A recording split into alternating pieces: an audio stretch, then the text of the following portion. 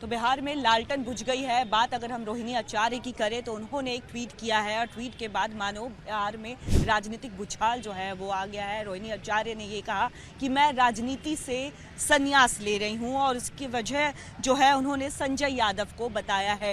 Bhajpa office में इस वक्त की मेरी मौजूदगी, अगर यहाँ पे बात करें तो यहाँ पे कार्यकर्ताओं का जोश जो है अभी भी देखने को मिल रहा है। साफ तौर पर यहाँ पे बात करें प्रदेश अध्यक्ष वो भी पहुंचे हुए हैं, नित्यानंद राय भी है और अंदर जो है बैठकों का दौर भी जारी है। सीएम का चेहरा कौन होगा जदयू ने तो स्पष्ट कर दिया है, लेकिन एक बार विधायक दल की बैठक होगी, विधायक दल के बाद जो है सीएम को चुना जाएगा। लेकिन इस बीच रोहिणी आचार्य के ट्वीट ने राजनीतिक भूचाल जो है वो ला दिया है। रोहिणी आचार्य ने कहा कि वो पार्टी से संन्यास ले रही है, राजनीति से संन्यास ले रही है, परिवार को भी छोड़ रही है। यानी पहले तेज प्रताप यादव को परिवार से हटाया गया और अब रोहिणी आचार्य ने कहा कि वो पार्टी को छोड़ रही है। रोहिणी आचार्य ने एक ट्वीट किया है, उन्होंने कहा है कि मैं राजनीति से संन्यास ले रही हूँ, पार्टी को छोड़ रही हूँ, परिवार को भी छोड़ रही हूँ। वजह जो है उन्होंने बताई कि संजय यादव जो है उन्होंने दोषी ठहराया है, हार को लेकर के सारा दोष उनको मरा है और उसी की वजह से जो है पार्टी छोड़ रही है।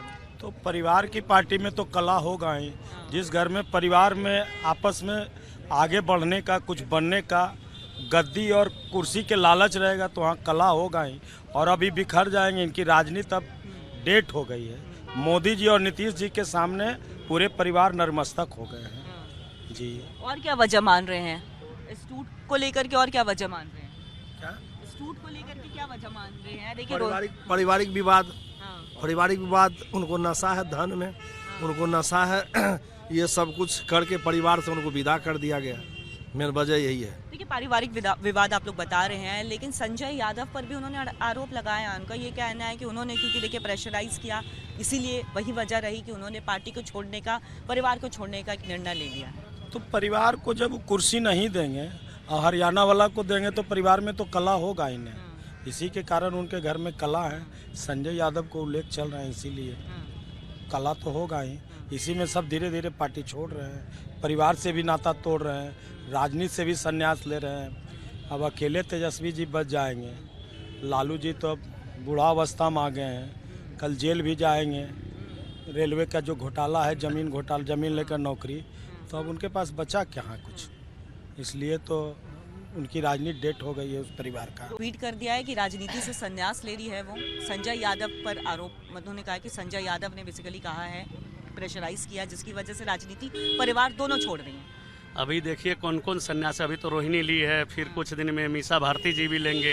अकेले ये तेजस्वी यादव रह करके अकेले हरियाणा घूमने जाने की तैयारी में लगे हुए हैं। वो कारण क्या है, क्या लग रहा है? कारण ये है कि देखिए सिर फुटअव्वल है। सिर फुटअव्वल ऐसा है कि राहुल गांधी को तेजस्वी पे भरोसा नहीं, तेजस्वी को राहुल पे भरोसा नहीं, वीआईपी को मुकेश सहनी पे भरोसा नहीं, वीआईपी के जो लोग हैं और मुकेश सहनी को राहुल गांधी पे तो भरोसे का पूरा गेम है। और परिवार में तो सिर्फ अगर एक परिवार में इतने नेता निकलेंगे तो जरूर कहीं ना कहीं सिर फुटअव्वल होगा ही होगा।